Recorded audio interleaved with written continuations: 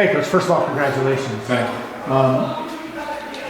These guys kind of said it. Lafayette gets to the playoffs every year. You're always considered one of the best teams in the state. What separated this year's team?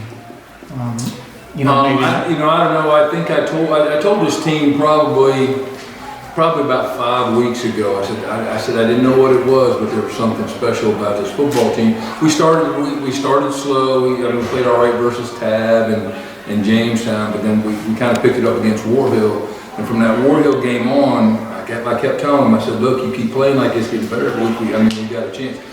Really, they're just, you need breaks to go your way. Breaks went this team's way. But I will tell you, this team battled through 3 starters out, COVID, you name it, and got through to the state championship. It's just a resilient bunch of kids. Mm-hmm. Coach, the emotion, the physicality of this game, there was a lot riding on it. Obviously, you knew how talented they were, but you ever coached in a game this emotional, this physical? They were, like you said, you told us earlier this week, they're the biggest team you ever really seen. Yeah, well, absolutely. They were the biggest team I've ever seen. But it's much like every, last time we were in the state championship 2014 when it was a 1-touchdown game there at the end of the game against Magna Vista. It gets intense now. The breaks went our way today, and Mike makes that play, and that's just, it was meant to be. Coach, speaking from a coach's philosophy, what was going through your mind all week? Because you've been in several state games. I know you ain't getting no rest, but what was going through your mind leading up to this game, talking to your players this morning? Well, and Aiden can say that too, is we really pushed that. We knew they were big, we knew they were a good football team, but it was just the next football game. And I wanted these guys to, finally, when they saw these guys step on the field today, they can say, oh, see, it's just another football team. The guys you spend all week preparing and getting yourself ready and doing this, but you really got to stay within yourself and make yourself better, and that's what we really tried to do. Looking at your players when you call that fake punt, what was going through your mind? Well, first of all, it was not a call. It wasn't. No. It wasn't. See, I tried to clarify that. No. It didn't look like fake punt. It looked like a just fake tell punt. you, it was not a fake punt. Okay. What it was Mike making a great freaking play. Now, what I will tell you is, I've been here since 1997. It's the greatest play I've ever seen in a long time. I'm telling you. The play he made is phenomenal, but it was not a fake play. Well, thanks for clearing that up, Coach. Anybody who knows me knows that was not going to be a fake play. So he bobbled the snap. I don't even think he bobbled it. He saw they were going to block it. They were there. Right. And so he just decided to take it. And once he shucked the first and second tackle, then it was just, holy moly. That should be on ESPN. That was just Mike doing a great that play was something else. To win you a state championship game, you can't get a better performance than that play. So what were your actual instructions to him? But get the ball as fast as you could. And that's why we took the freshman out and put him in there. Turned out to be the right call. There you go. Wasn't playing for him to run it, but it was the right call. Exactly right. Staying with special teams real quick, how big of a boost is it, the field goal right before the half? Great. To get you guys on, and then he was phenomenal. And minus a bad snap on the one down here, we would have had another field goal and we'd had a little bit more breathing room. But Cannon's kicked great. I will tell you what's funny about him is, what was he, 3 for 4 today? Did he have 3 or 2? 2 for 3. 2 or 3. 2 for 3 today. He's only attempted 4 field goals all year. Right. 1 last week and 3 today. So, but he was spot on. And like I said, if we wouldn't have had a rolling snap back here, we'd have another. Mm-hmm. Coach, one more for you, then I'll talk to Aiden here.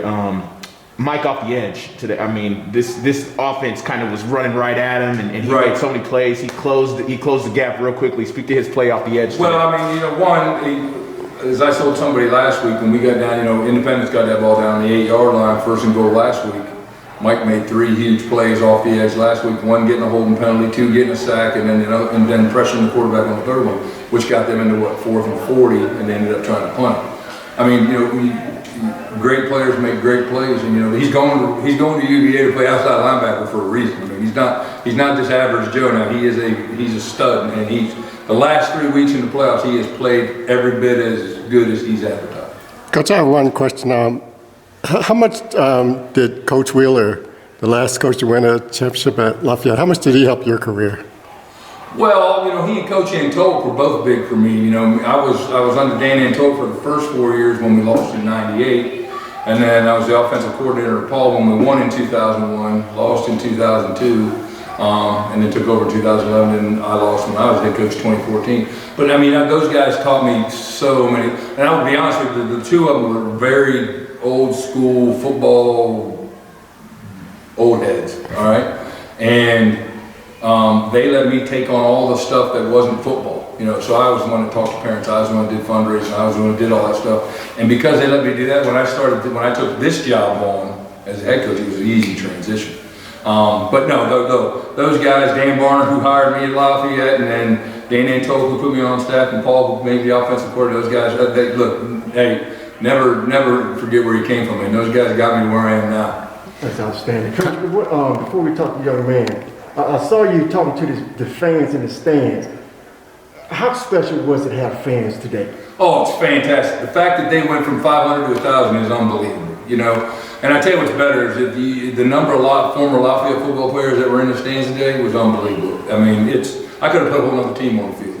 Pretty good with it. Coach, yeah, the last one for me, just all-encompassing, just what this championship means for the community. 20 years, you know, waiting for this moment. Well, you know, I don't know. To be honest with you, I don't know what it means for the Williamsburg community, but let me tell you what it means for the Lafayette community. It means everything. You know, Lafayette football, I tell these guys, we're pressured as a team because it's the sport that carries our school. Hey, when our band walks out of here after games, they walk out of here proud, you know. This is huge for Lafayette High School, you know, and for these kids. It's unbelievable.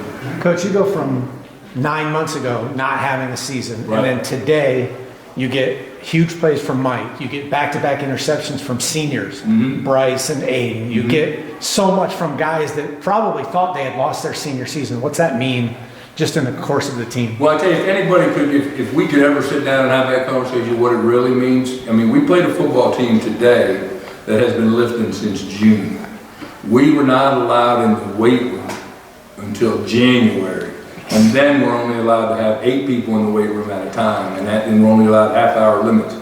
We, the whole time we've been practicing, have been limited to 2-hour practice. Can't practice any longer than 2 hours the whole time we've done this. So we've been handicapped by the COVID. We lost our starting left tackle. His mom got COVID and he wasn't allowed to play. So, I mean, these kids to overcome all that, not being able to lift. But now the best thing is, and it's great senior leadership, and I told Aiden that out on the field today, our kids are smart enough to go and lift on their own. We couldn't get together, but it's still not the same. Not like, you know, you could get in there and, I mean, what they said, they eat weights or whatever they do down there, and we didn't get to eat any weights. I mean, I thought you guys were able to, your ball distribution on offense really, I thought was a key to well, the goal was to try to get it out of the middle, and we still plugged the middle a little couple times, but you know, they're big now. I mean, you can't, it's hard to move 280, 280, 290, I mean, and the backers are 225, they're bigger than 3 of my linemen.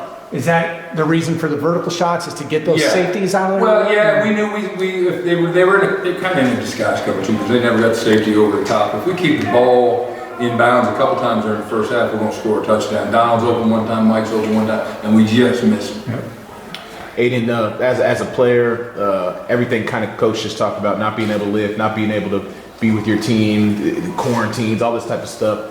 Just speak to what this championship means, all things considered in this moment. You know, I've been with these guys since I was in 6th grade, and you know, we've been playing football together ever since then. And you know, to be able, you know, at the end of this journey, most of us are never going to play the game again. You know, it means everything, because I really feel like this game and being able to win this shows how like we can really push through adversity, and we can take that forever. You know, this will always sit with all of us for the rest of our lives, being able to win this state championship this year. With everything we had to go through, we can get through anything if we can do this. What was going through your mind when Mike took off on the punt? Honestly, just shock. But after about the 5th broken tackle, that's when I was really just like this I was is just going to just get the first down. No, yeah, I saw him running, and I was like, oh crap, because I thought he was going to go down, because anyone would have went down in that situation at some point. But you know, he broke one, another, and then I saw him break one last tackle, and then I saw open field, and you know, we were just jaw dropped. Absolutely, best play I've ever seen. Yeah. Did you get the final fumble recovery? Yes, I did. So Dad owes you a steak dinner for that? Yeah. And the interception. Dad owes him a steak dinner for an entire year. Because I'm telling you, hey, look, that guy right there controlled this defense and ran the defense all year long. Speaking of the defense, Aiden, after Coach called a play for the defense to play, in that huddle, what do y'all talk about and focus on that next play? We just came together and we were like, you know, we're shutting them down right here. And, this is what this defense is built for. We've been known for having a great defense here, as long as I can remember. And we knew if we got the ball back to our offense, we'd be able to run the ball and take it to the end of the game. So, that's what we plan to do. Once again, guys, congratulations. Great ball play. I had one quick question. First, I have two questions. First, how does it feel to share a championship with your dad? And the second question is, how do you feel having one up on your older brother? It's actually two of them, Brian. Gavin didn't get this. Well, getting it with my dad, that's something, especially him, that he's dreamed of his entire life, being a football coach, coaching his sons, because he's been a part of our team since we were in Little League and middle and, high school, the biggest level. And it's something he always dreamed about, something I always dreamed about. And we talk about it all the time. And the fact that it's actually happening is surreal. And what about your brother? That's my brother. I'm going to FaceTime him later tonight and let him know that I want him up. So what you saying?